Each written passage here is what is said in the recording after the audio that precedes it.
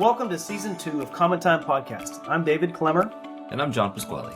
And we're back to inspire and empower music educators with practical advice, thought-provoking conversations, and stories from some of the best in the business. Let's dive into another incredible episode. Our guest today is Brian Britt from the University of Oklahoma. Welcome, Brian. Hey guys, how's it going? It's going great. We're so happy to have you. So Brian is the director of the Pride of Oklahoma Marching Band. He's also the associate dean of the College of Fine Arts at the University of Oklahoma. And today we're talking with Brian about organizing yourself and your program. So I'm just going to jump right into it. Brian, how do you approach organization and planning at the start of a school year to kind of set yourself up and your program for success? Yeah, I mean, there's a couple of different ways to approach this. One is like you've gotten the new job and then it's like, oh, I got to start this now. I would start it with the notion of if you've in your current job, like our planning for next fall started in November, frankly. It's always about backwards planning to make sure that you've learned from what you've just done, the reflective practice of looking at what worked, what didn't, why, and what are we going to do to change that so that we ensure continuous growth, both individually and collectively within the program. So in a more direct way, one of the things that really drives the planning that we're doing for the fall right now is knowing what we're going to be doing. A lot of it's event driven, whether it's performances with the concert ensembles, appearances at football games, travel. We break those things into domains, each separate work areas, and just backwards plan from the events, and then start asking the questions like, what skills do our students need to be successful at the point that those performances happen or those appearances occur?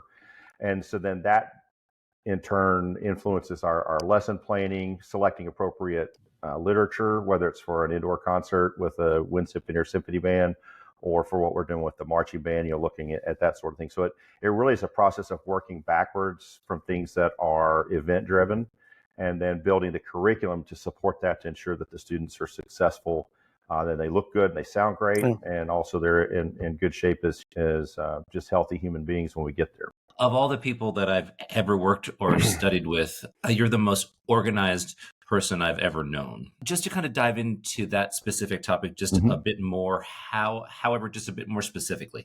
Sure. Do you have any specific tools or systems that have been most effective for managing your time in keeping track of all the parts that you just talked about? Sure. I think probably quickly, just a quick story about how that came to be. I'm a firm believer in, when you need to know something, you're going to figure it out. And when my first headband directing job, I was 23 years old. I got the headband directing job at Chickasha High School here in Chickasha, Oklahoma. And by about the third day, I realized that the systems I'd worked so hard to cultivate during school, my first 2 years of teaching as an assistant band director, it wasn't going to work. The ship was going to sink. And I went to the bookstore just like, I got to find something that'll help me, and stumbled across the 7 Habits of Highly Effective People. And so the information in there, particularly habit 3, putting first things first, is one of the main guiding principles that helps me ensure that we're doing things the right way. And just a quick and easy overview of that is each of us plays numerous roles as professionals and as human beings. And so if you can find a way to enumerate a list of, these are my roles as a teacher.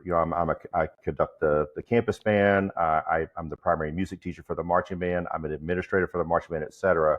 Each of those task areas, and then list the tasks within those roles, and then prioritize them. I think as I've gotten busier and more responsibilities, that ability to keep it within those separate silos, but more importantly, prioritize so that if I can only get one thing done today, it's the most important thing. And so that's helped a lot with the organization. Related to that, the magic of Google Sheets. So I have a kind of a task list thing to keep me organized, that it's like, I've got a column that has all of those roles, and I'll just, filter out all but that one role. And here's the 20 things for the administration of the marching band role. Okay, if I only got one of these done today, which one's going to keep me from getting fired? Quite frankly, to live to fight another day, right? Yeah. And if I could get 2 of them done, I'll do this one. And so I'm just constantly asking myself that question. And I got this question out of the Gary Keller, The One Thing book. It's which one thing, if I did it right now, would make everything else on this list either easier or unnecessary. And I think that's a really powerful tool. So just in a I guess a quick and dirty, the 7 habits, habit 3, Microsoft Excel or Google Sheets, and asking myself that question over and over again. Because once you've done the most important thing, then something else is now the most important thing. And you just have to keep asking yourself, because what we tend to default to is, I like doing this and I'm really good at this.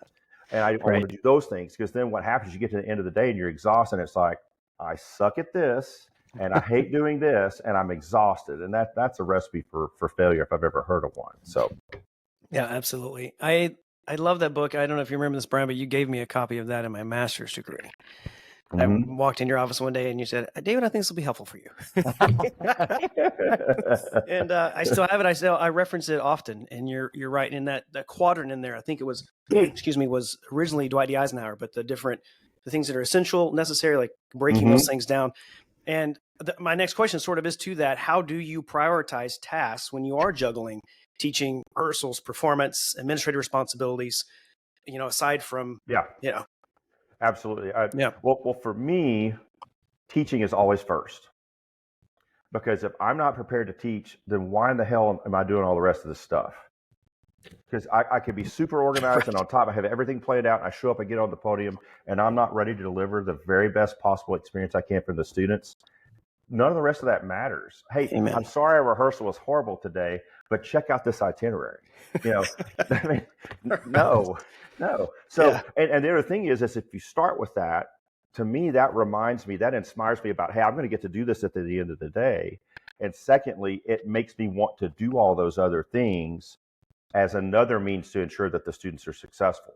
But to me, the administrative organization is foundational to the educational success and musical success of the students, but that's the most important thing. And so I try to always do that first, like first thing in the morning when I'm fresh.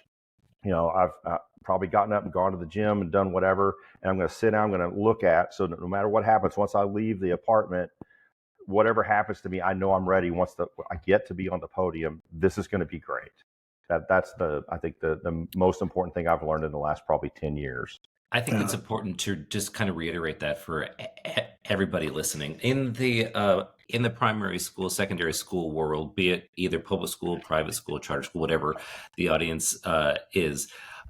So many things are constantly pulling at you, right? You have to answer email, administration, parents, health concerns, attendance, bathroom passes, all these kinds of stuff. There's nothing that's more important than teaching the students. Exactly. And that could be the thing that drives everything else. For me, when I taught high school, I really liked that we were a first period of the day band, because then you had the adrenaline of the rehearsal, good or bad, you still had plenty of adrenaline that gave you the momentum to get all of your administrative tasks done through the rest of the day. And I've had to train myself to flip that now, where I get up first, I get excited about teaching and have that planned. I get through all the other things that have to happen during the day, and then knowing that I'm not going to get all the administrative stuff done, but then the motivation and the excitement and momentum of the rehearsal in the evening after dinner, I can sit down and take care of those extra emails and other things that have to happen to ensure that I'm in good graces with people that are counting on me from an administrative standpoint. It almost sounds like a focus, right? You're trying to hone a focus and efficiency about your day, but also about teaching and about administering, because they're all important. So do you have any specific strategies that you use that ensure that lesson plans or the rehearsal plan is as focused and efficient as it can possibly be? Sure. I think it may have been Frank Battisti that said, like, the one of the best things you can have to ensure a successful performance is not enough rehearsal time. Right. And when you think about it, and that's a horrible paraphrase, it was much more scholarly than that. But all that to say, the work will expand to fill the time you have allotted. And the more time you have allotted, the less momentum there is. And I really feel like I've grown to appreciate in the last 20 years. I mean, momentum is the key for the very best rehearsals, because momentum creates the best engagement for all of your students, your top students, your middle students, your weakest students. If there's momentum, that inspires your best players and it carries along your weakest players. And so what I used to think about, when I was back in undergraduate in the Stone Age, they talk about like 10-minute lessons. 10 minutes is an eternity. Mm. I mean, you think about what you do during a rehearsal, if you do a series of 10-minute events, no. So what I try to do, I think in terms of 2 minutes, like what can I accomplish in 2 minutes? And then it may grow to three, but it's not going to grow to five probably. And so I look at like maybe I'm going to allot 20 minutes for this piece of music, and then again you've got your prioritized order of the sections that need the most attention. Get to the worst ones first. Well, this is going to get 5 minutes. This is going to get three. This is going to get two. And so as I go through the piece and doing detail and continuity work, it's almost like the end of a music video where all of a sudden it's like, image, image, image, image, image. Whereas at the beginning it might have been image, image, so it's the same thing. So 5 minutes, 5 minutes, 3 minutes, 3 minutes, 2 minutes, 2 minutes, 2 minutes. Now we've been working on this piece for 20 minutes, but the kids are like, whoa, oh, it's 20 minutes. It's time for the next thing. And we've gotten so much done. And I think that's the key is looking at, the little micro episodes within the macro periods of time that you allot for things during rehearsal. And I mean, students make fun of me all the time because I'll have on our rehearsal, we're going to do this from 4:30 to 4:37, 4:37 to 4:39. They're like, yeah, whatever. And does it always work? No. But what it does do, even when it doesn't work, is it provides momentum, and it also teaches me, actually, that takes 4 minutes, or that's going to take 7 minutes with this particular group. But I didn't assume it was going to take 10 minutes and then just kind of fill that up and then, oh, let's go on. So that helps, I think, a lot with efficiency and more importantly, with effectiveness and engagement. Yeah, that's absolutely true. I remember seeing schedules that you had written that had 4:23, because we would make fun because you didn't put in like an actual like bathroom break in there. That's 2.5 minutes, and like right, exactly. Behind your back, Brian. We might have been might have had to take off for a minute. Yeah. So I'm curious, kind of going backward a little bit. We brushed over some long-term planning, and when we were talking before we started the recording about kind of the college playoff system and what would have occurred had you all been playing, either one of you, on this coming Monday's game. I don't know when this is going to air, so it probably won't be this coming Monday for our listeners, but we are recording in January, and we're talking about planning events and so forth. And I'm just curious for you, how do you approach long-term planning for major events like a concert or a festival, or in this case, multiple bowl trips? Sure. Yeah, it's a multifaceted thing, and it's kind of like, how do you eat an elephant? Just a bite at a time. And I think the key is you have to come up with the different task areas. So with a trip of any kind, like specifically a bowl trip, the first piece that we have when we're doing the planning for that is what are we required to do? Where do we have to be, like, at a specific time to fulfill the contractual obligations? Then the next layer is what the expectations of the university have of us for appearances. And so we get all that in there. And so now we have our story problem. Given that we've got to do these things, how can we backwards plan to ensure we have enough rehearsal time to do that correctly at a high level and within the parameters that's there, like the length of time that you get at pregame or halftime or don't. Which shows fit into that, and which shows will come together in 3 hours rehearsal after a couple of weeks off.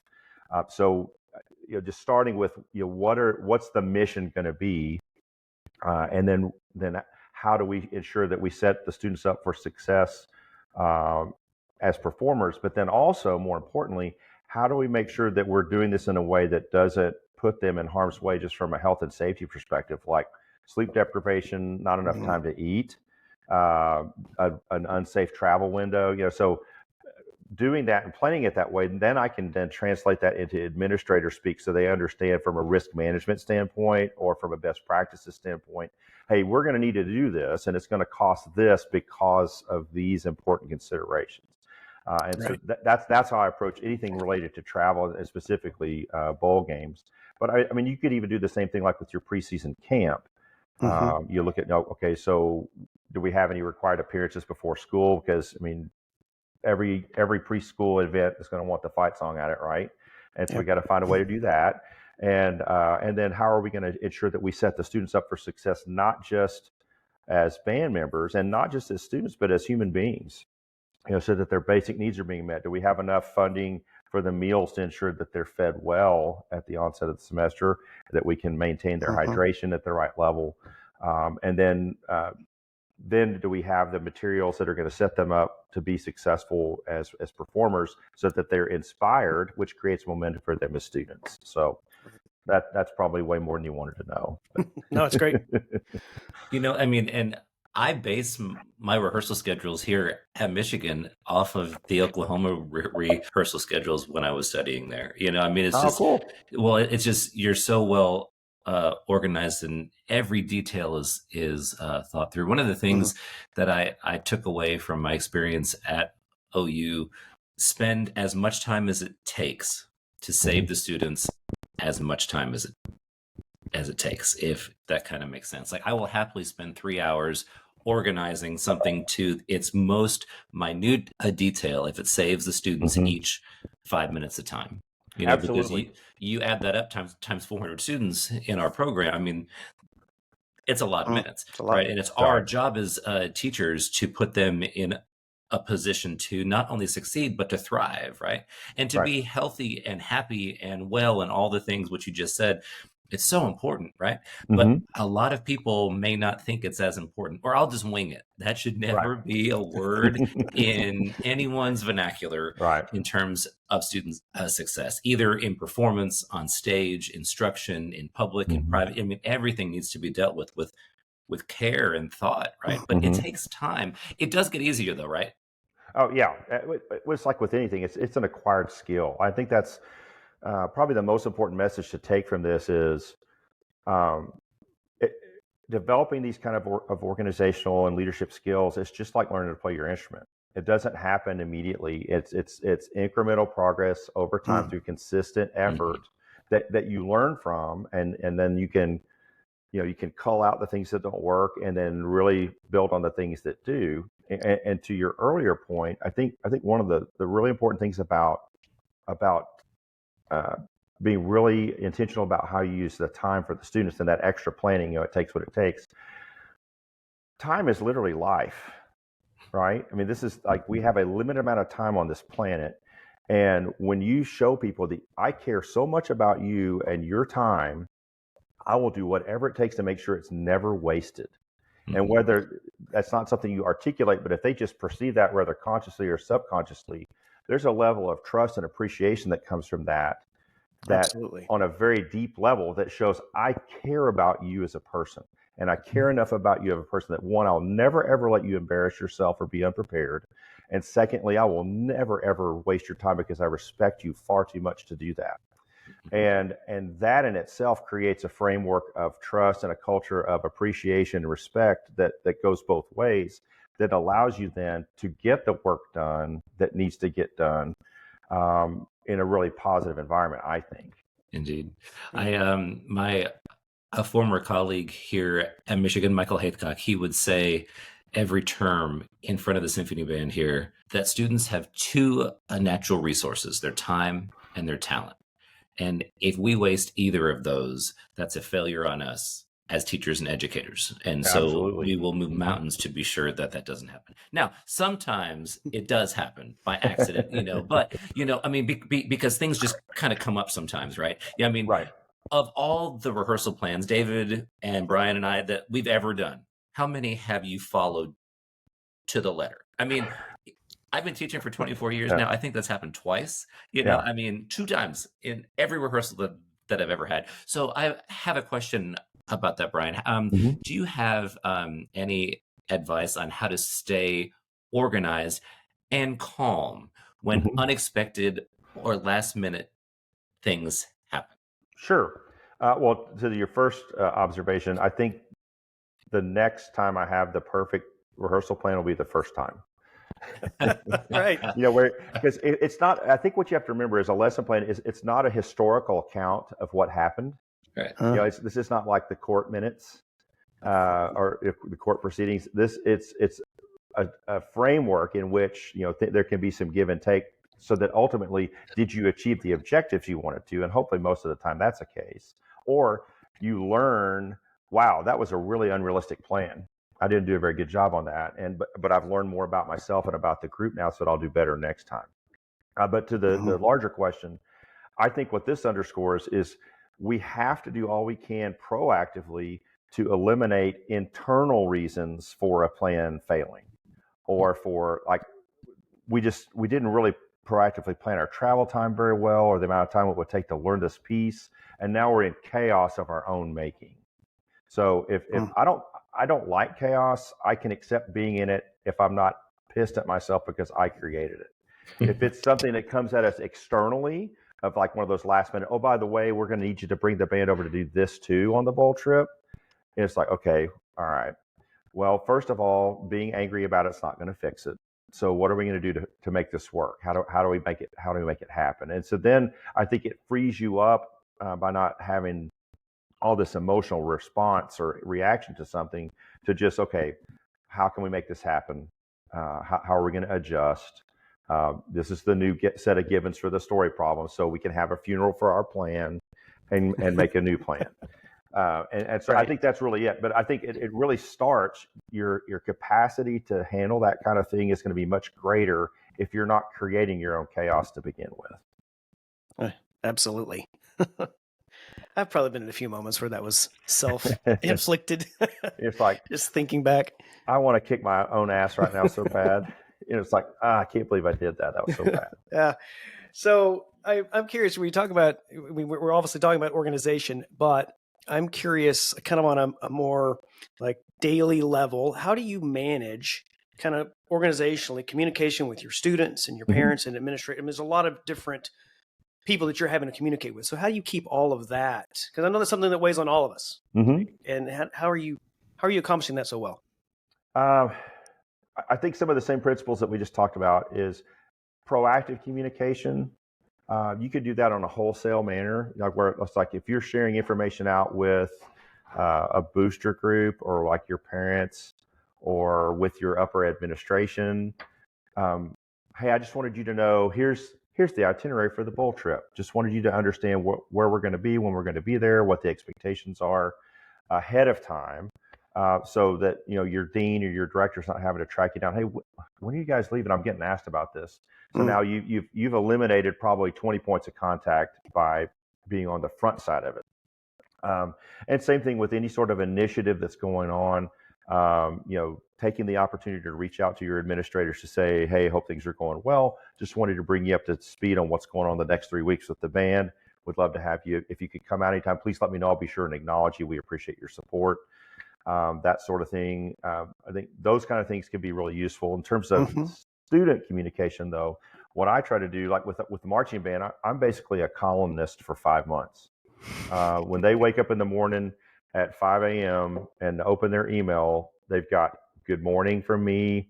Hooray, it's Monday. Monday's the 7th of our life. Let's all celebrate how awesome that is.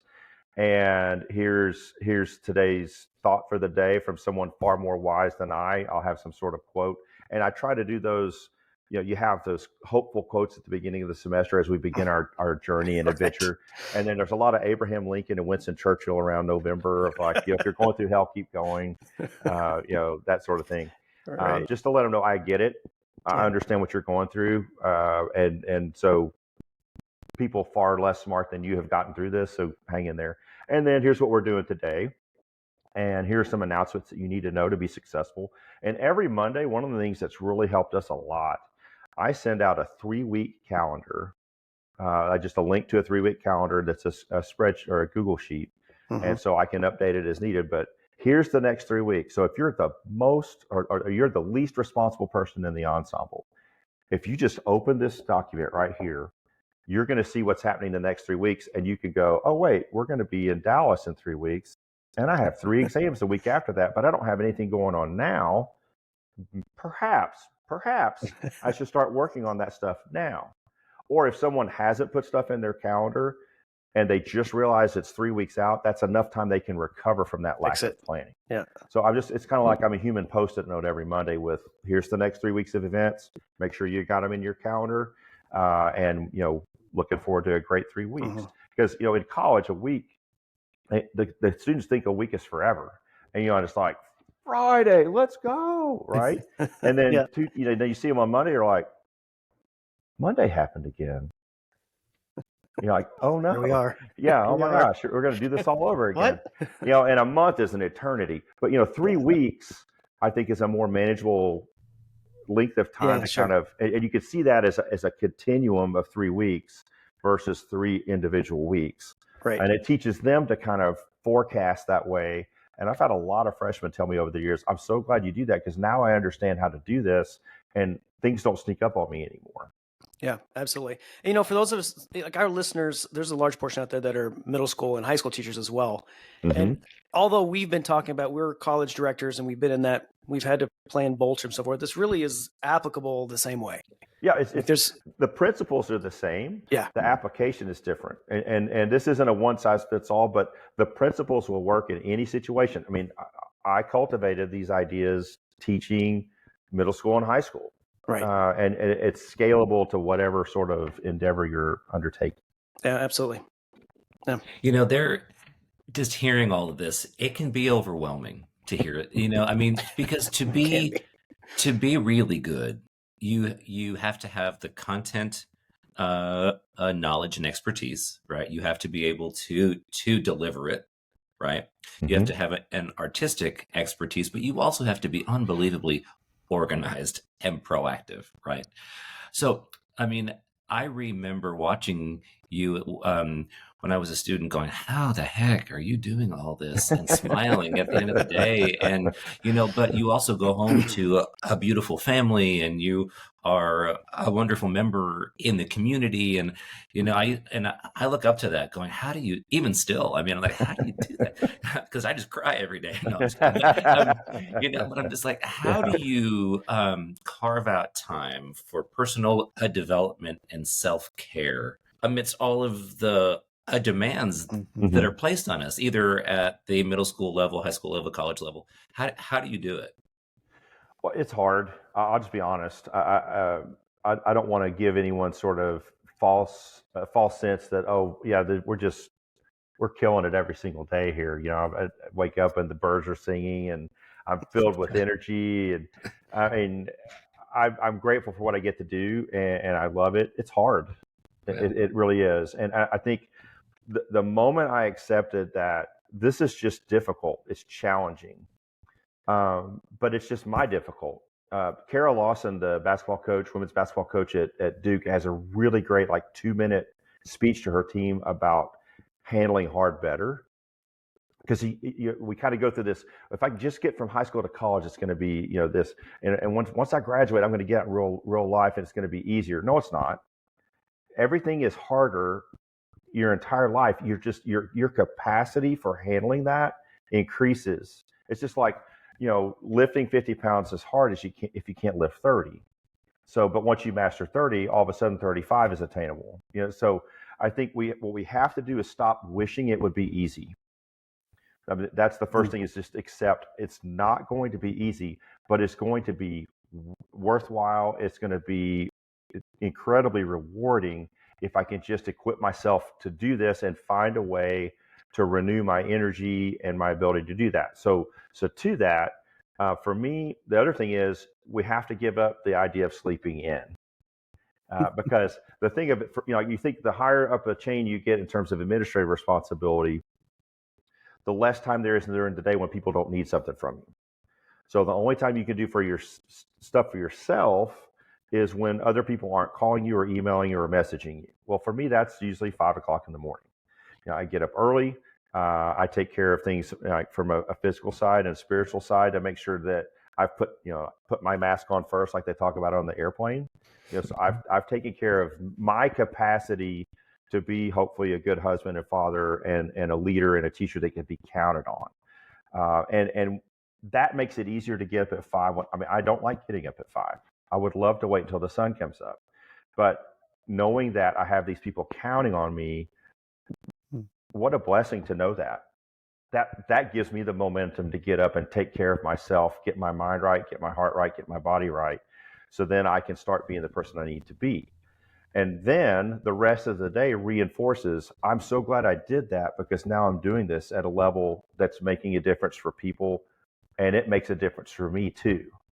And I think all of those things together is kind of what makes that work for me.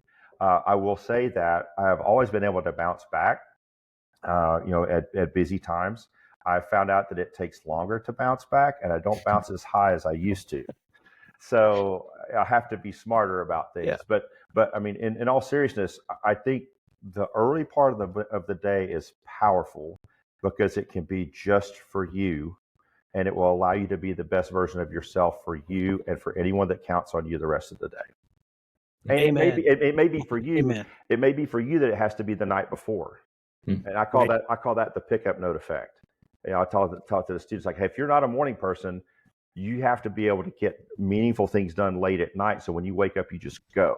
And so either you're starting the day that way or you're finishing the day. But for me, I'm ready to wind down, and niente.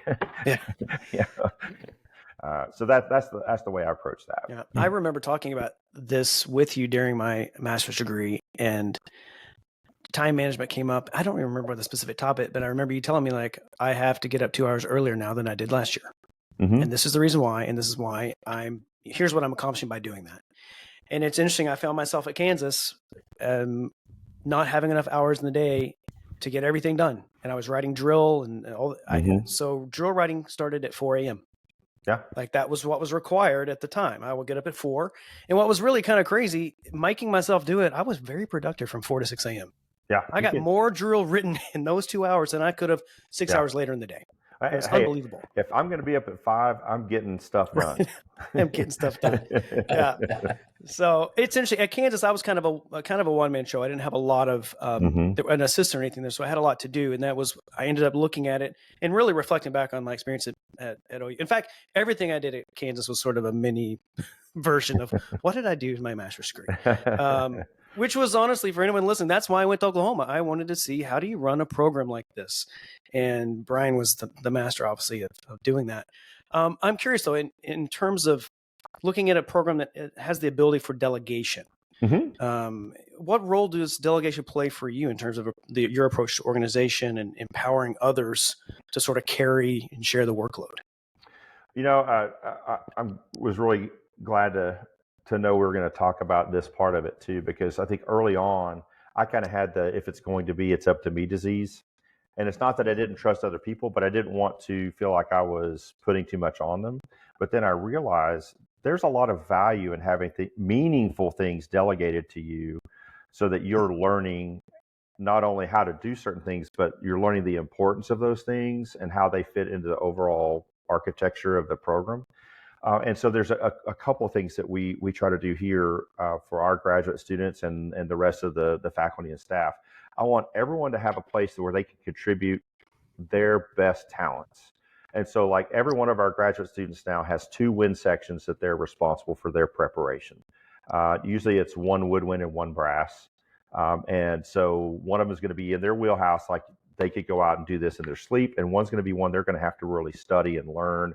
Like, why is it difficult for the saxophone to do this? Or why does this sound this way?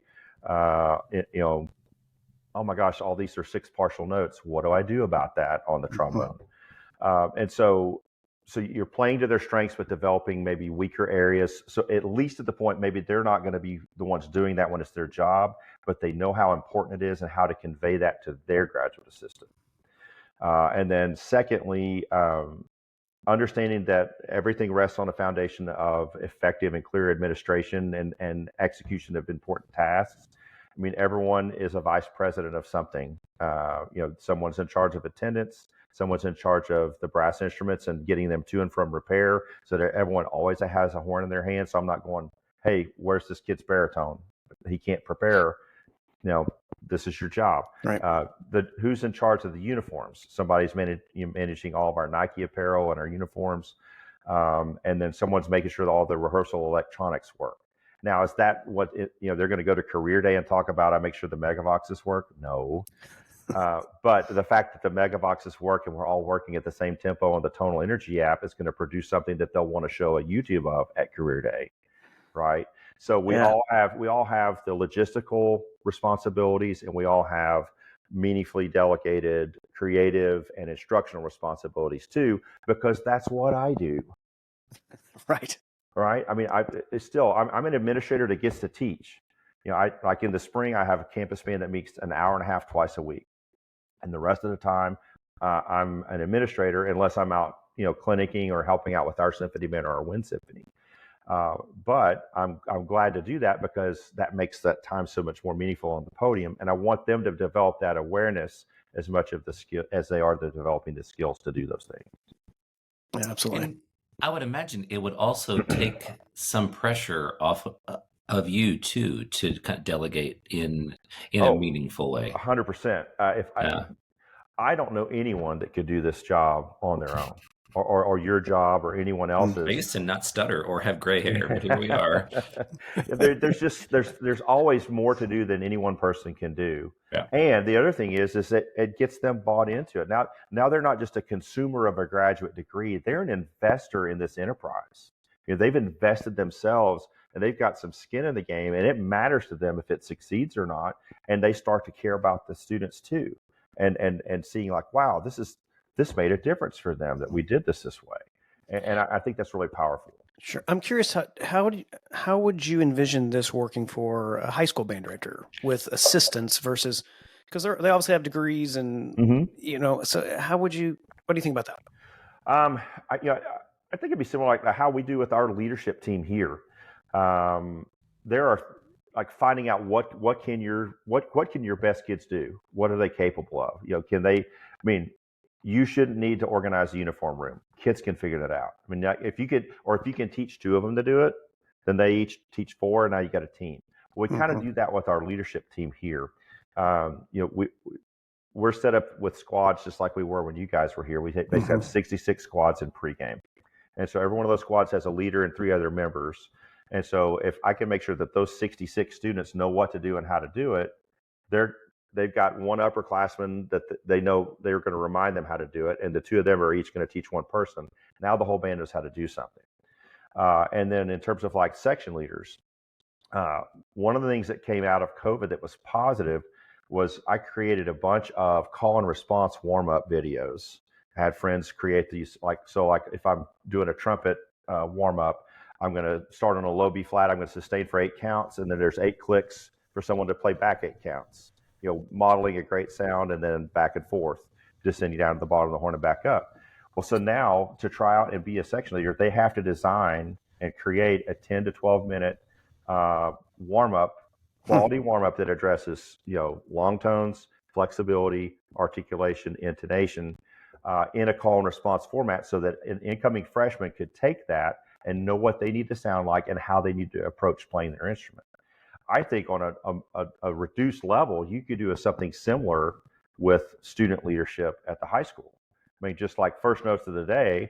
Well, if you're starting on the bottom of the horn, that's a good start, right? And you just specify, hey, I want you to record this, and then you give those leaders feedback. They get better. Hey, you've got something you can use now. Now we can share this with the incoming freshman. Now you've got a senior leader that's empowered as a role model by providing the example to the freshman. If you do what you see me do on this video, I promise you'll be successful. So that would be one example. Or how to break down your music. Okay, I'm going to play this 4-bar phrase at half tempo with the metronome, and then wait 4 counts, and then play a full tempo. Or I'm going to do beat to beat technique workout at half tempo and then full tempo. Those are all things. I generated so many finale practice things in the lockdown, so that kids wouldn't freak out and not try out for band in the fall. Like, here's how to break down the clarinet etude to make the Pride of Oklahoma. I did beat to beat. I did 2 beats plus a note, measure plus a note. I had a lot of time. Yeah. So then, Brian, just to follow up with that, how does that transfer to a colleague assistant? Sure. In terms of getting them to do those kind of things? Yeah, or just to kind of delegate. How do you work effectively with a colleague who's an associate? Sure. The main thing I do is I'll try to say, like if I'm delegating a task to them, I'll say, this is the desired result. And I'm happy to share with you some approaches I've used to achieve this result. If you want to go your own way, I'd like you let's get back together tomorrow and you share with me how you're going to do this, and I'll talk you through it.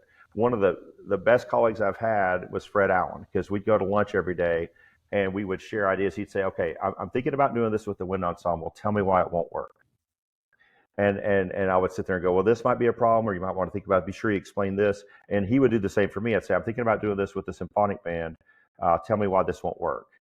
And so having those conversations, you basically make your plan bulletproof. You've already tested it by someone that's as smart or smarter than you, saying, hey, yeah, that's not going to work because of this. And so I've tried to do that with graduate students and associates also, to say, I'm going to trust you to do this, but I'm going to guide you to make sure we get to the result. And I'm probably going to learn from you a new way of doing it, because you won't do it exactly like I did, but we'll find a different way to get to the same desired outcome. Yeah. So I can imagine people that are listening and feeling a bit overwhelmed, going, how am I going to take what my situation is back home and fix this? So do you have any advice, either kind of nuggets of wisdom or a bit more Socratic or philosophical, but do you have any advice for music educators on how to improve their organizational skills and time management? Sure. I think the main thing is, don't be afraid to fail. Because I fail every day and I learn every day from those failures. I think too often people, they see a finished product. I think it was a few years back, there was a video about joining the Blue Devils, and John Meehan said, too often people see the finished result and they think, I could never do that. And he's like, and these guys couldn't in November either. Right. And so I think is to have the courage, like, don't just focus on the finished product, focus on the processes. I think Nick Saban was one of the best teachers in the history of ever in terms of focusing on the process. And just, as long as you've got a good process, it's been vetted by people that you trust, is just keep working the process and realize that the results will continue to get better. But don't be afraid to make a plan. I know when I first started, I was afraid, because I felt like as soon as I put something down in writing, I was committing to doing this. And if it didn't happen, that meant I was a failure. So no, it just means that I'm learning, right? And just, plan, execute, reflect, learn, repeat. I just keep doing it over and over again. And don't make it about you. Make it about doing that process is going to be in the best interest of your students. And the rest of it will take care of itself. Yeah, absolutely. Actually, David, I hear a sentence from you that I kind of think about a lot, about failing forward. Do you want to talk about that real quick? Me or Brian? You, no, actually you, because I do think this actually applies to this. I was reading, this has been a while ago, I was reading the John Maxwell books that have an anthology of like all of them. And so I read through all of them, and there was a sentence that I highlighted that was talking about failure, and failure is part of the growth process. But the sentence was, fail early, fail often, fail forward. And it just stuck in my mind, like, oh my gosh, that is, because you think about failing early, this is a person that's saying to me, like, it's okay to fail at the very beginning. Like, you're going to, and plan for it. Fail often, meaning plan to do it again, but when you do it, make sure that you're failing forward. And it kind of just changed my mindset on, like, whatever I'm trying to accomplish. First, I don't need to put the extra weight and pressure on myself to be perfect. It's going to create failure, but that failure is then an opportunity. And if I use that opportunity for growth, then I am therefore failing forward. And if we just continually fail forward, we're making progress. Yeah, 100%. And it's for me, that whole idea, like, I love the John Maxwell stuff anyway, but it was something that really stuck with me in the idea of, like, where does growth really come from? Right. It's not from being perfect. It's from actually making the mistakes. And for us, I mean, whenever we fail publicly. That's true. Like very publicly, and so just being comfortable I mean, thankfully, I've only had 2 errors in my entire life. That's as many perfect plans as you had, too, right? So exactly. Matches out. And both times have been just monumentally public, But you also have to be confident in that it's okay. It's the world keeps spinning and all that. But for anyone that is overwhelmed or unsure, we've all been there. Yeah, absolutely. Yeah, I can remember being younger and I hope somebody doesn't find out that I don't know this. And then I realized, oh, they already know. They already know. So it's okay. And Sam Palafian, we were fortunate to have him come out a few times to work with the Pride. And one of the things he talked about was the notion of making heroic mistakes. Mm. And I talked to anytime we read a piece with the campus, and I'm like, I want to hear some heroic mistakes. Like I want to hear everything on the page, not just the notes and rhythms. I want you to have an opinion about where this phrase is going, and make a heroic mistake now, because then you'll learn if that's where it needs to be or not. And I think just creating an environment where people are comfortable doing that. And I think as teachers, we have to do that for ourselves. We've talked a lot about the challenges that are involved, and it's hard, but it's so rewarding. And you don't get extra credit for beating yourself up. I think too often, a lot of people start in the teaching profession and they want to have been a great teacher. I mean, I went to school with some of them. Yeah. And it's like, this person wants to go ahead and go to home plate without having rounded the bases yet, and just embrace every step of the journey, because all of it is awesome if you allow yourself to make those mistakes and learn, and just continue on the continuum. Yeah, absolutely. Such great information, Brian. I'm thankful that we had a chance to dig into it today. We have a couple of questions left. These are questions that we ask everybody that comes onto the podcast. The first one is we talked about a couple of books, but is there a book that has particularly inspired you in your teaching journey? It could be a couple, but just something that really stands out that you would share with our listeners. Sure. I think The 7 Habits is probably been the most impactful book, because I read it every year. I go back through it, and as you go through different stages of life, there are things that pop out of that didn't when I was a 23-year-old struggling first-time head band director. And there's some profound wisdom in there. Start with Why, the Simon Sinek book, I think is particularly good. One of the things we didn't talk a whole lot about is, if you know what the why is, you'll do whatever you have to do to make that happen. If you have that burning inside of you. Right. And I think, knowing what your mission is as an educator, knowing what your organization's mission is. And that's one of the things you can share with your students is, I know we don't want to get up at 4 a.m, but our mission dictates that we will. And I know we don't want to sit out in the rain necessarily at a ball game, but our mission dictates that we will. And when you realize, I'm doing this because this is a part of who I am and what's important, all of a sudden you take your foot off the brake and you're just going 100 miles an hour. I mentioned that Gary Keller's The One Thing is another really, it's like a one-day read, but very useful. And it had a lot to do with trying to find some sort of balance in his life. And he talked about where balance is more of a pendulum. There's a time, it's kind of like in Ecclesiastes, there's a time for everything. And it's work time, it's family time. And what I've tried to do is to mesh the things so that my family's a part of my work. And that book was helpful with that. And then most recently, I'm about halfway through Atomic Habits, and I think that's gold.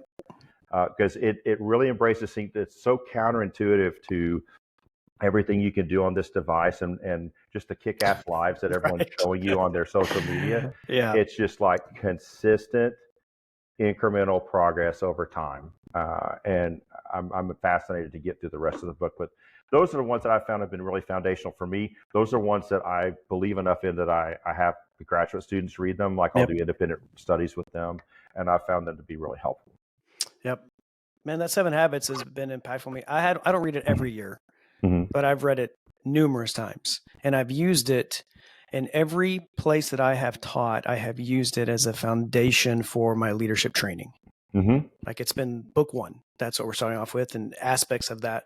Because with my leadership training, I'd always, especially when I first got to a school, I would have the students create a mission statement.